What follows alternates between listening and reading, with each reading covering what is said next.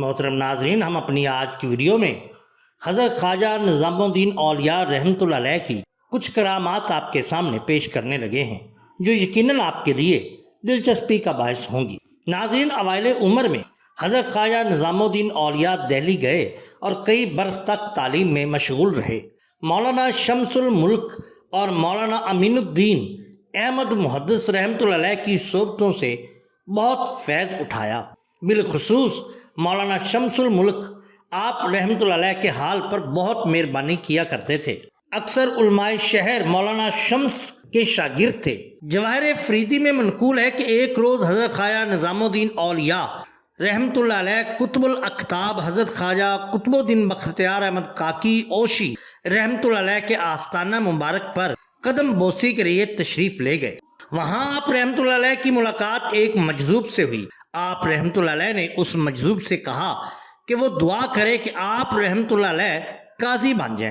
اس مجذوب نے کہا، نظام الدین، تم قاضی ہونا چاہتے ہو اور میں تم کو دین کا بادشاہ بنا دیکھتا ہوں۔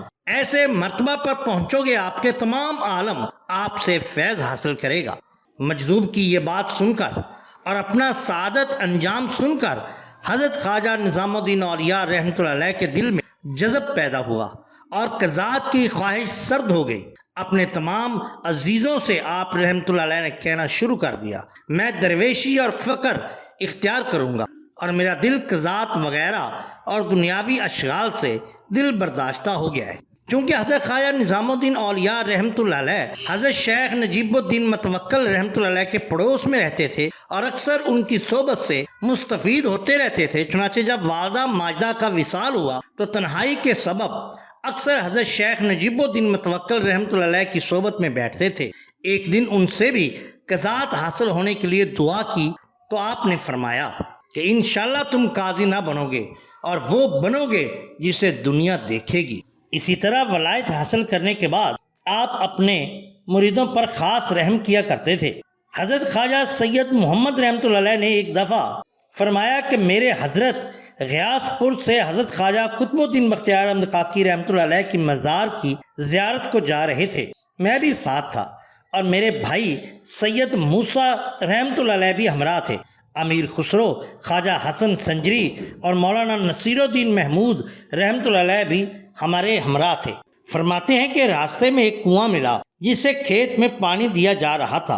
پانی چمڑے کے بڑے ڈول یعنی چرس کے ذریعے 2 بیل نکال رہے تھے اور ڈول کا پانی الٹنے والا کنویں کے چرخی کے پاس کھڑا تھا۔ جب ڈول کنویں کے اندر سے باہر آتا تو چرخی کے پاس کھڑا ہوا وہ شخص جو ہندو تھا بآواز بلند کہتا، 12 لایو رام منایو۔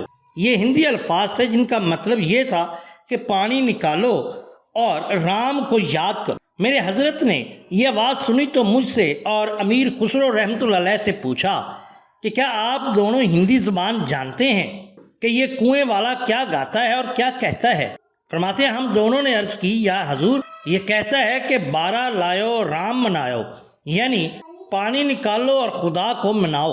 حضرت رحمۃ اللہ علیہ نے یہ مطلب سن کر زور سے نعرہ لگایا، نعرہ تکبیر، اللہ اکبر، اور اللہ کہا۔ اس کے بعد حضرت رحمۃ اللہ علیہ کو وجد ہو گیا اور آپ سرکار گویا رقص کرنے لگے۔ یہ دیکھ کر میں نے اور بھائی خسرو رحمۃ اللہ علیہ نے اور بھائی حسن رحمۃ اللہ علیہ نے مل کر یہ گانا شروع کر دیا، 12 لایو خدا منایو۔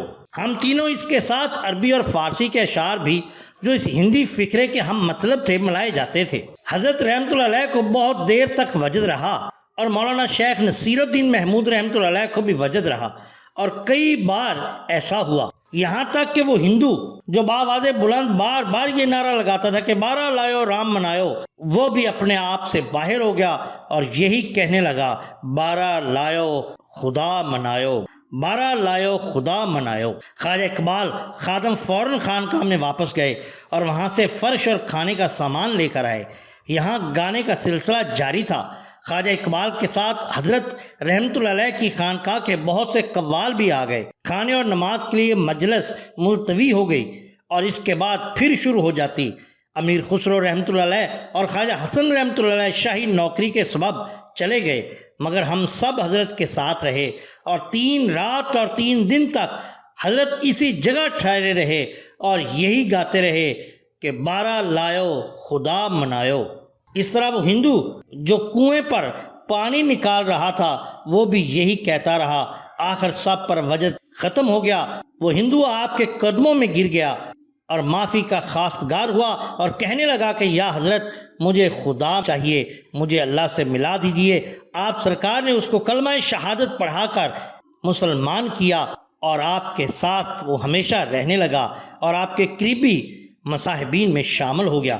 وہ نہیں جانتا تھا کہ یہ شان ہوتی ہے اولیاء اللہ کی۔ اگر آپ کو ہماری یہ ویڈیو پسند آئی ہو تو لائک کیجئے، سبسکرائب کیجئے ہمارے چینل دا باٹم لائن کو، تاکہ ہم آپ کے لیے اور بھی بہترین ویڈیوز لا سکیں۔